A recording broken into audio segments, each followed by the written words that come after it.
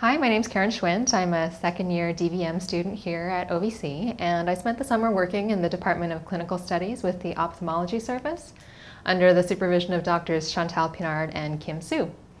And the work presented here is a retrospective medical record study that we did to evaluate risk factors for uveitis and glaucoma in cats. So to start, a little bit of background about uveitis and glaucoma. The eye itself is composed of three different tunics. The outer layer is a fibrous tunic composed of the cornea and sclera. The middle layer is vascular, which has the iris, the ciliary body, and the choroid. And then the inner layer is nervous and has the retina. Uveitis is a generic term that's used to describe inflammation of this middle vascular layer, which is also called the uveal tract. It can be caused by a variety of things, including trauma, systemic infectious disease, neoplasia, and it can also be an adverse side effect of ocular surgery. And one of the reasons why uveitis is important, especially in cats, is that it can have fairly serious sequelae, like glaucoma, like cataracts, or retinal detachment, and all of these conditions can cause both pain and a loss of vision. So glaucoma is a neurodegenerative disease whereby elevated pressures within the eye can cause damage to the optic nerve at the back or retinal detachment. And it's interesting in cats that glaucoma is almost always a secondary disease to some other underlying condition. Uveitis is the most common, so that's why we've decided to explore this linkage in this paper. The objectives of this particular study were to determine if signalment, so age, sex, breed of the animal, or etiology of disease were risk factors for whether or not a cat developed uveitis or glaucoma. And then the second part of it was to see what medical treatments were prescribed and if there was any therapeutic effect for any particular drug treatment that was chosen. So as I stated, it's a medical record study. So we reviewed medical records for all of the cats that were admitted to the ophthalmology service for the 10-year period starting from January 2001 through to the end of 2011. And out of all of the records we reviewed, a total of 68 cats, so roughly 25%, were diagnosed with either uveitis or glaucoma or both. We also recorded a bunch of information out of all of these records, including age, sex, breed, presenting complaint, diagnosis, etiology of disease, as well as any medications that were prescribed and whether or not the disease was resolved or if we lost the case to follow up. As part of the statistical analysis, we also had a control population of 73 cats. These control cats were also chosen from the same time period, also admitted to the ophthalmology service, but none of these cats were diagnosed with uveitis or glaucoma. All of this data was assessed using a statistical program and using the exact logistic regression method. And any values that had a p-value of less than 0.05 were considered significant and therefore were deemed risk factors for disease. So after this assessment, only two different risk factors were identified. The first is age. Age and glaucoma seem to have a relationship.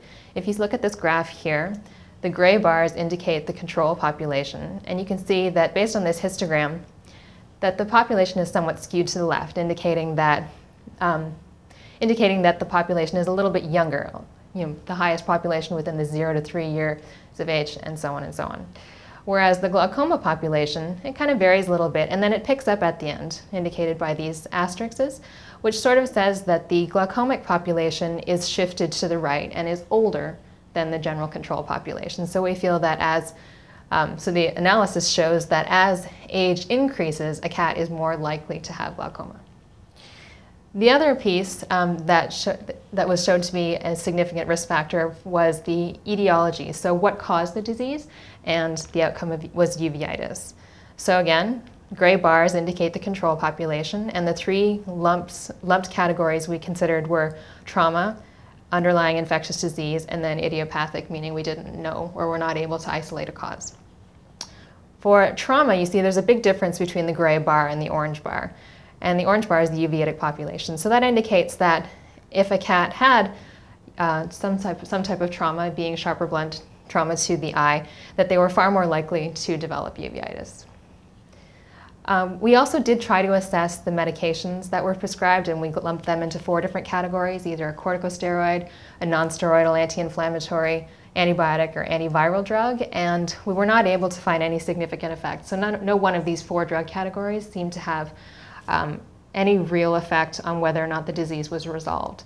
And I can talk a little bit more about why I think that is in a minute. So just to recap, cats that have sustained trauma are 3.77 times more likely to develop uveitis, this differential in these 2 bars that I described earlier.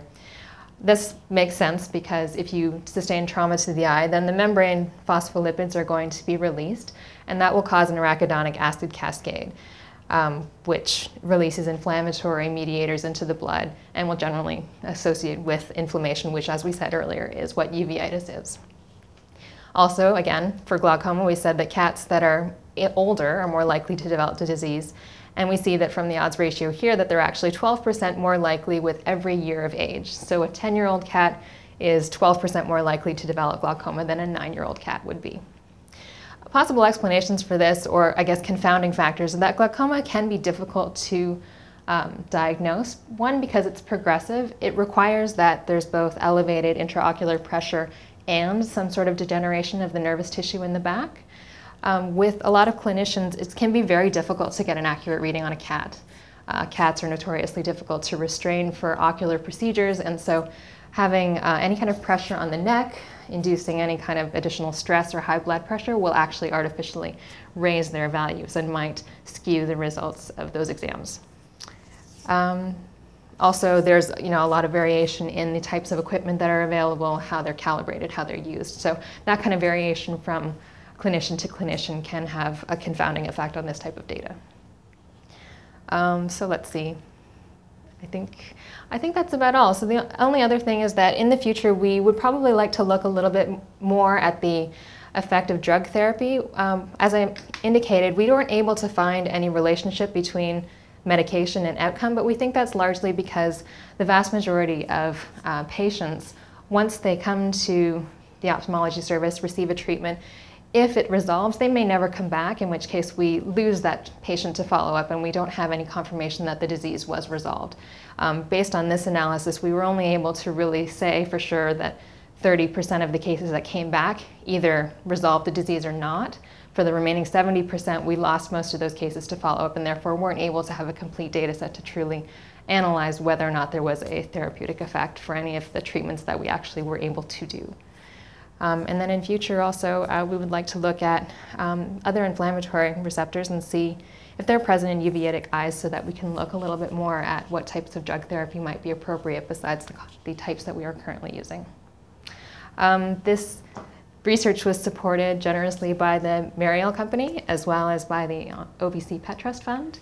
So I'd like to thank the sponsors for this work as well as Gabrielle Monteith, who's the statistical technician that did this work, and of course my supervisors, Drs. Pinard and Sue.